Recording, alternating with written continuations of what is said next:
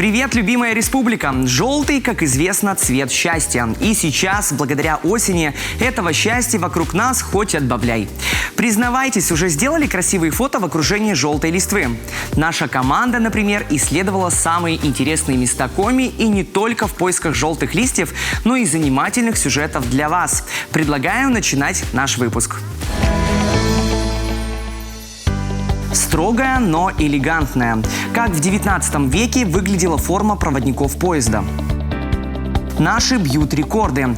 Воркутинка Елена Булахова переплыла Кольский залив. Я прививок не боюсь. О важности вакцинации от коронавируса расскажет специалист. Не труд сделал из обезьяны человека, а употребление мяса. К такому забавному заключению пришли ученые.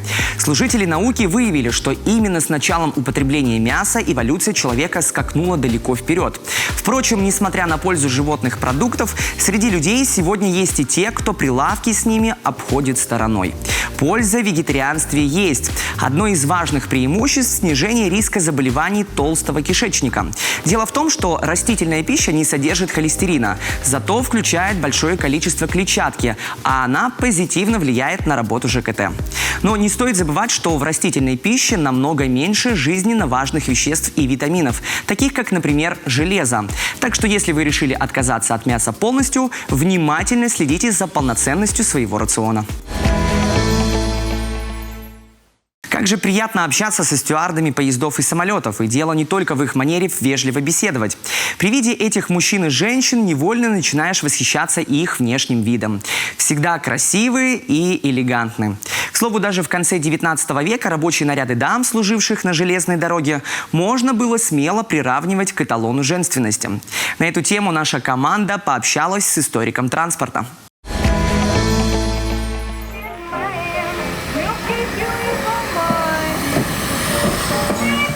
Давайте перенесемся лет эдак на 120-130 назад.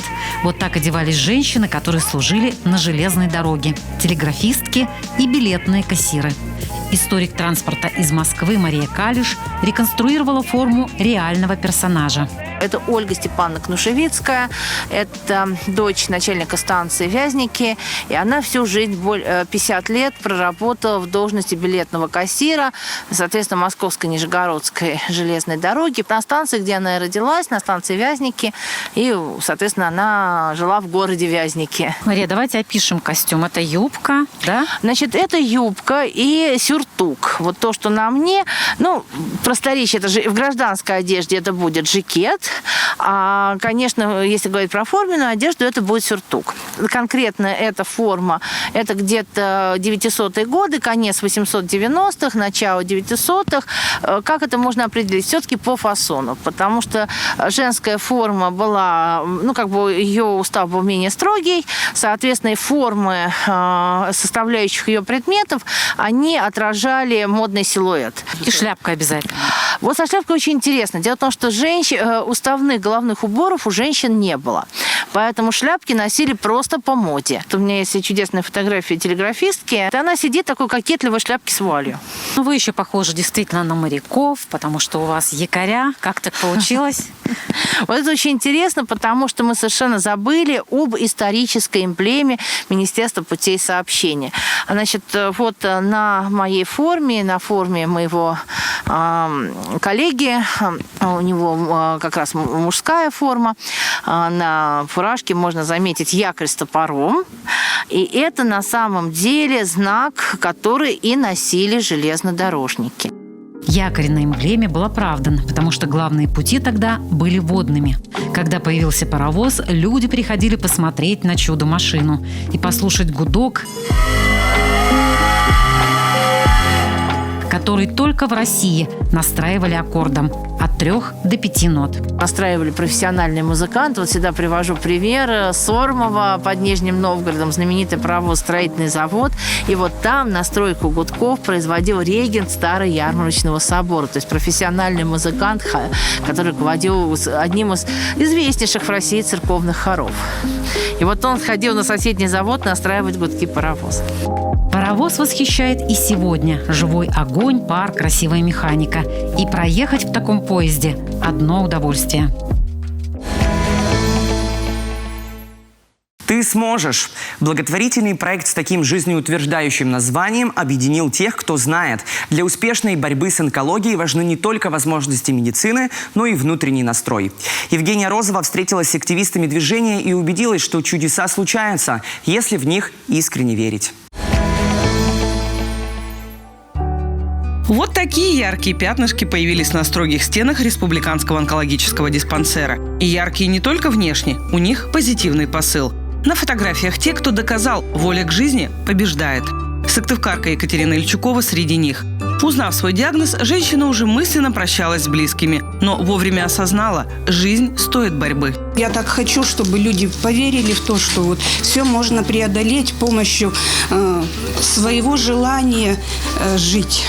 12 женщин, 12 историй. И одно на всех неистовое желание жить. Проект «Ты сможешь» создали 3 активные и позитивные сыктывкарки. Побывав на краю, Екатерина Соболева, Эльвира Илатовская и Ольга Курсова обрели не только здоровье, но и желание помогать другим. Их миссия – дать силы, знания и поддержку любому, кто столкнулся с диагнозом онкология. Истории на плакатах – это истории про то, что в жизни случается чудо, что мы живем в 21 веке, у нас современная медицина. Если идти за руку с врачом, то обязательно дойдешь до конца и станешь полноценным, здоровым человеком.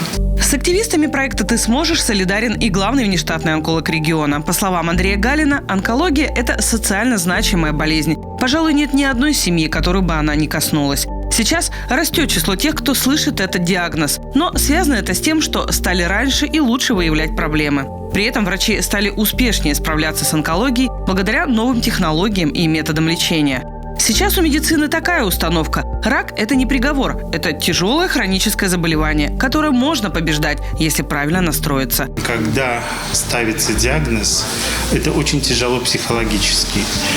Но когда ты видишь тех людей, которые прошли это, тех людей, которые победили свою психологическую зависимость от заболевания, которые смогли показать себя, посмотрите, какие красавицы получились на сегодня, то это, конечно, мотивирует наших пациентов для продолжения лечения. Это очень важно, поскольку только полноценное лечение, а лечение бывает иногда очень тяжелое, но в конечном итоге результат стоит свеч.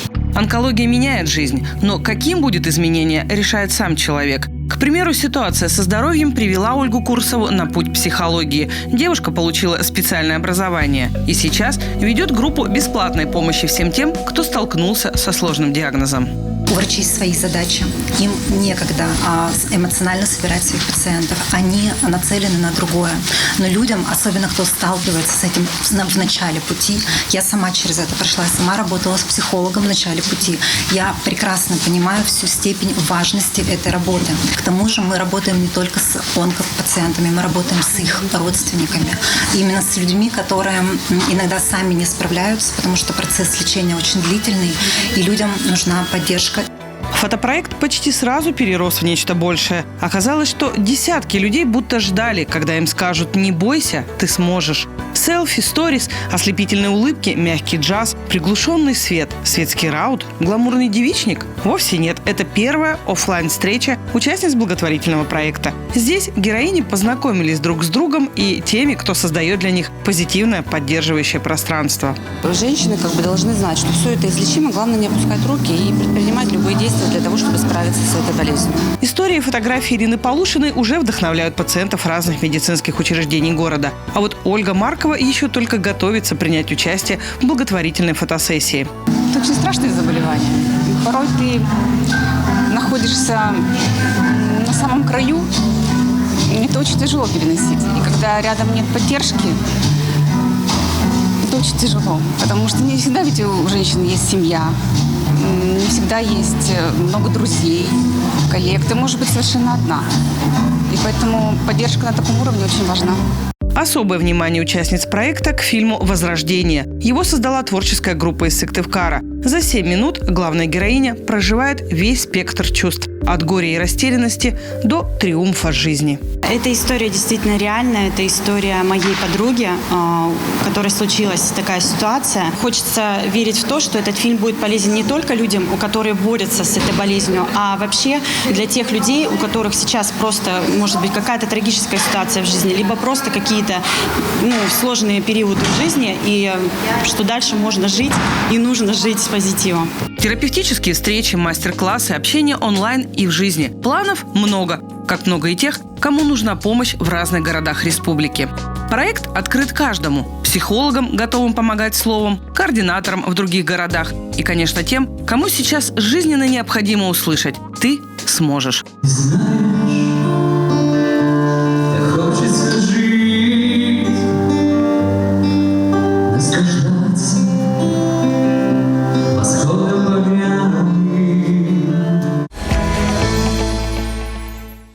Лучшая на фестивале «Гольфстрим» 26-летняя Елена Булахова из Воркуты быстрее всех проплыла водную дистанцию через Кольский залив.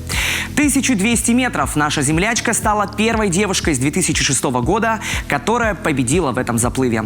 И прямо сейчас Елена на видеосвязи с нашей студией. Елена, здравствуйте. Приветствую вас, Сыктывкар. Мы от всей души поздравляем вас с этим невероятным достижением. Вот насколько было тяжело преодолевать такую водную дистанцию? Могу сказать, что в этом году дистанция сложилась для меня замечательно.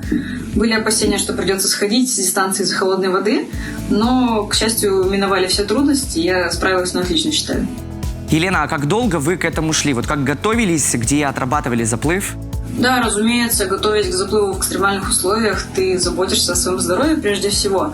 Поэтому моя подготовка была включена и закаливание, разумеется, ежедневные тренировки, и без этого, я считаю, никуда.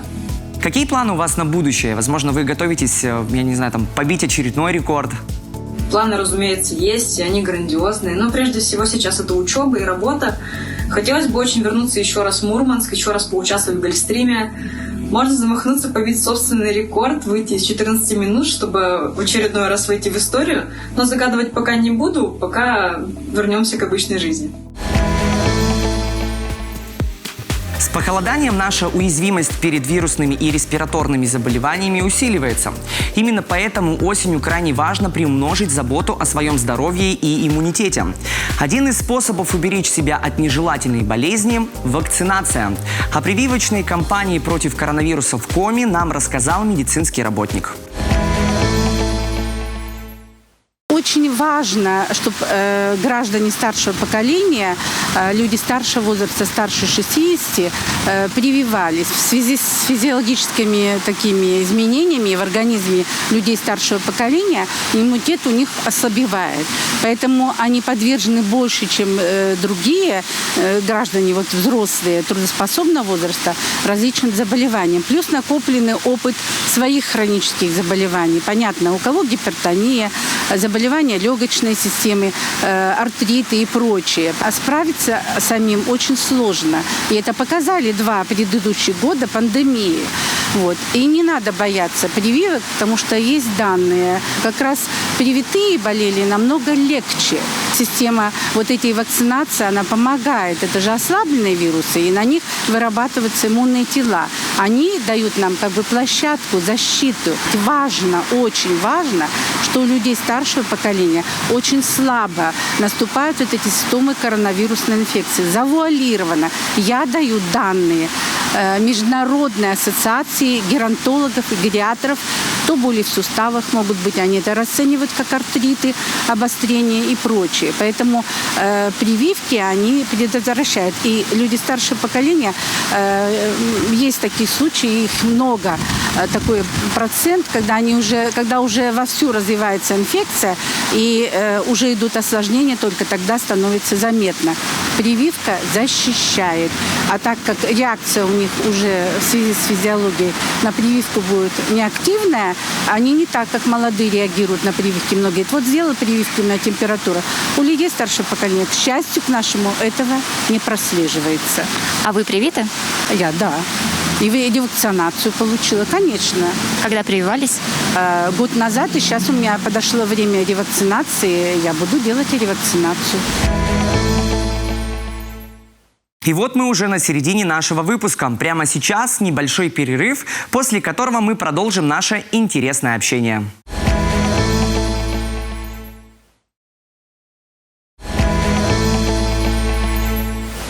В эфире «Студия 11» информационно-развлекательная и зажигательная программа Коми ТВ.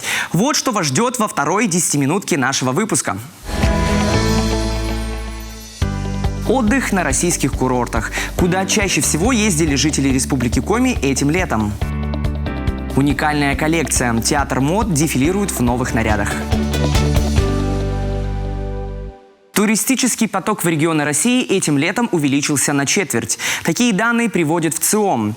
Какие именно направления выбирали жители нашего региона, знают мобильные операторы. Специальная программа дает данные о роуминге. Мы изучили самые популярные и менее востребованные направления наших земляков-путешественников. Так выглядит вход железнодорожного вокзала в Анапе. Очереди. Не протолкнуться и на перроне. Еще бы, за сезон здесь побывало больше 3 миллионов отдыхающих со всей страны. Аэропорт был закрыт, а потому железная дорога стала самым востребованным способом, чтобы добраться на море этим летом. Хватало и машин с номерными знаками едва ли не всех регионов страны. А вот город Сочи принимал туристов и по воздуху, и по рельсам, и по автомобильной дороге. Именно южные курорты возглавили топ самых посещаемых мест жителями Коми этим летом. Второе место делят 2 столицы. Купить билеты в сторону Москвы и Санкт-Петербурга летом было непросто. В среднем отпуск здесь продолжался не больше 5 дней. На 3-м месте барабанная дробь Киров. Да-да, именно соседний регион, как самый бюджетный вариант для отдыха, выбирали десятки тысяч семей Коми. Чаще всего сюда приезжали на выходные. В списке самых посещаемых мест России – Калининград, Владивосток и города Золотого кольца. К слову, кольцо стремительно теряет позиции. Жители региона, если и выбирают Поволжье, то отдыхают дикарями. В тех самых местах, которые не найдешь в списке самых туристических. К примеру, становится популярной лосеферма под Костромой. Кстати, дочка Якшинской лосефермы. Это тот самый формат семейного отдыха с приставкой «эко» – покормить лосей, насладиться тишиной. Интерес к российским регионам среди путешественников из Коми, конечно, подогревает туристический кэшбэк. Государственная программа стимулирует внутренний туризм. Отправиться в поездку с кэшбэком в любую точку нашей страны можно будет с 1 октября по 29 декабря. В круиз с 1 сентября и до окончания навигации. Участникам программы хорошее настроение обеспечит неплохой бонус в 20% от стоимости путевки. В модных трендах этой осени широкие и очень широкие джинсы, корсеты, обилие кожи, яркие свитера и внезапно леопардовый принт. Завзятые денди следуют всем советам стилистов без оглядки на комфорт. Но нам, обычным людям, хочется, чтобы было и красиво, а главное удобно. Моя коллега Евгения Розова нашла такую одежду. Она первой из журналистов оценила новую коллекцию от студентов и преподавателей Сыктывкарского колледжа сервиса и связи.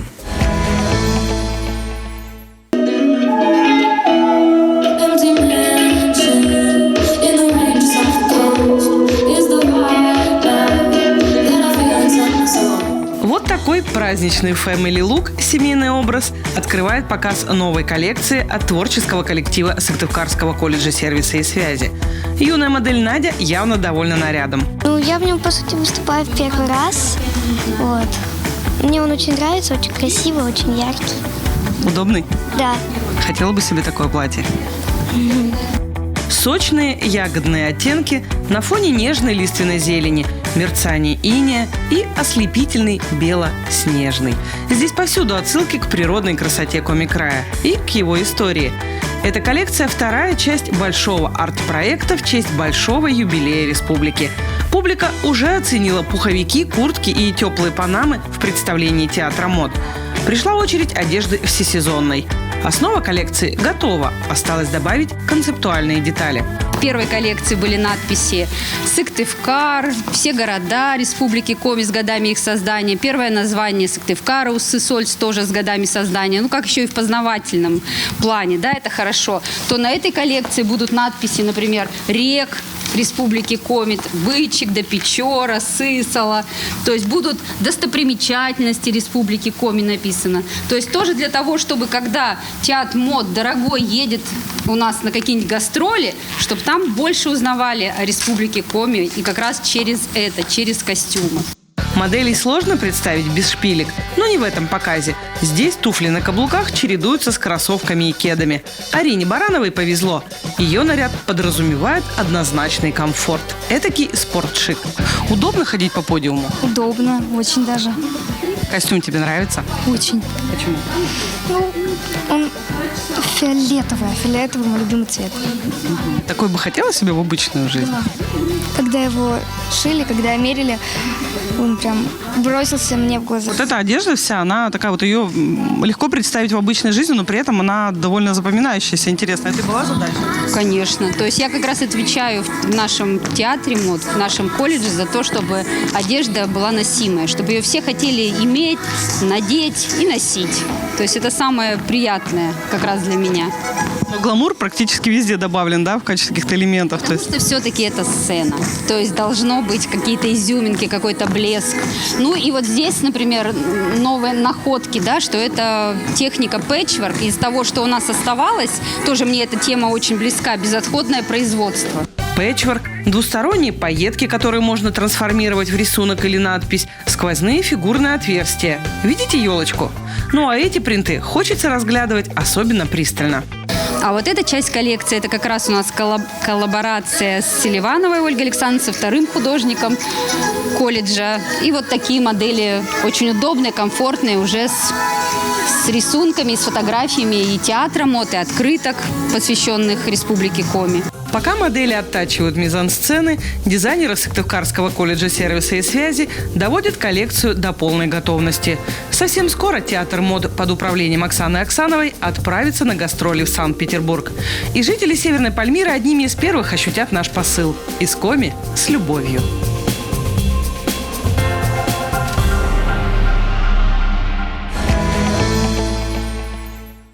Просыпаться под пение птиц – приятное начало дня. Конечно, если на ветку возле вашего окна не присела птица-звонарь или птица-колокольчик. Эти пернатые самые громкие во всем птичьем мире.